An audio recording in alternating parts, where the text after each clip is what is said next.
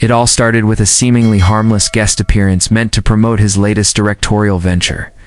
But by the end of the episode, Clint Eastwood found himself at the center of one of the most talked-about controversies in daytime television. The legendary actor and director, known for his no-nonsense attitude and deeply conservative beliefs, was invited to The View for a conversation that spiraled out of control in a matter of minutes. Joy Behar, a longtime liberal voice on the panel, welcomed him with her usual blunt tone. Initially, the discussion touched on Eastwood's storied film career, his portrayal of American masculinity, and his impact on cinema. However, it quickly shifted into political waters when Behar questioned Eastwood's previous comments about woke culture and cancel culture. Clint, never one to hold back, fired back with opinions that set the stage for a fiery showdown. What was supposed to be a cordial interview quickly descended into a verbal battlefield, shocking both the audience and the millions watching at home. Behar challenged Eastwood directly, bringing up his infamous empty chair speech at the 2012 Republican National Convention, implying that he had mocked President Obama in poor taste. Clint, in return, called her out for weaponizing identity politics and creating an atmosphere where traditional values are demonized.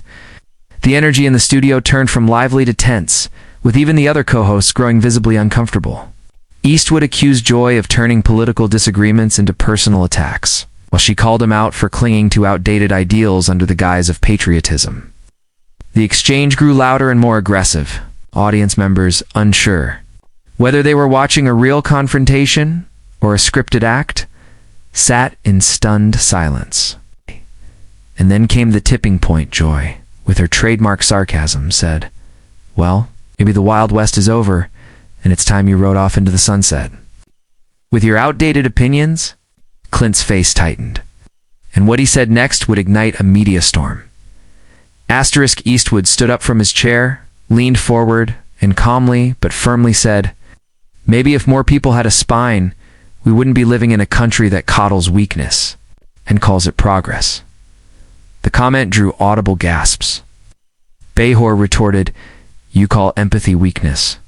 I call your mindset the reason why we're stuck in 1950. The tension had now escalated to a level the show's producers hadn't seen before. Whoopi Goldberg tried to mediate, attempting to bring the segment back on track, but the damage had been done. Clint refused to sit back down. Instead, he turned toward the studio crew and asked, "Do I really need to sit through another 5 minutes of this sanctimonious lecture?" At that point, producers stepped in, quietly asking Clint to wrap up and exit backstage, but the cameras were still rolling. And viewers at home watched as Clint Eastwood, a Hollywood icon, was essentially asked to leave The View mid-broadcast. It was the kind of moment that daytime television rarely experiences: raw, unscripted, and undeniably viral. The fallout was immediate. Within hours, social media lit up with clips of the explosive exchange. Hashtags like #ClintVsJoy, #Eastwood storms out, and #The View meltdown trended on Twitter and Instagram. Conservative commentators rallied behind Eastwood, calling him a truth-teller who refuses to bend to liberal hysteria, while liberal voices criticized his tone as toxic, misogynistic, and inflammatory. Media outlets ran headlines ranging from "Clint Eastwood sparks chaos on The View" to "Daytime TV turns into Wild West showdown." By evening, Eastwood had released a brief statement saying he had no regrets about speaking his mind, while Behar tweeted that some people mistake rudeness for wisdom. As usual, the internet split down the middle. But one thing was clear: the incident had sparked a national conversation about generational divides, free speech, and the growing inability of Americans to have civil disagreements. The next morning, The View addressed the incident head-on. Joy Behar opened the show by saying, "Yesterday was a moment, a real moment. While I stand by everything I said, I also believe in respectful dialogue, even when it gets heated." Co-host Sarah N. added that while the show aims to welcome diverse viewpoints, there's a difference between expressing opinions and refusing to listen. Behind the scenes, rumors circulated that ABC executives were furious about how the situation was handled, with reports suggesting that producers were told not to invite Eastwood back in the future. Clint's team, however, maintained that he had been ambushed and disrespected on national television. Some fans even started online petitions demanding an apology from Behar, while others insisted that Eastwood should retire if he couldn't handle tough questions. The divide wasn't just between hosts and guests. It reflected the very fractures splitting American culture in half. Hollywood wasn't silent either. Several actors and directors chimed in, with some defending Eastwood's right to speak freely, while others condemned his comments as aggressive and out of touch.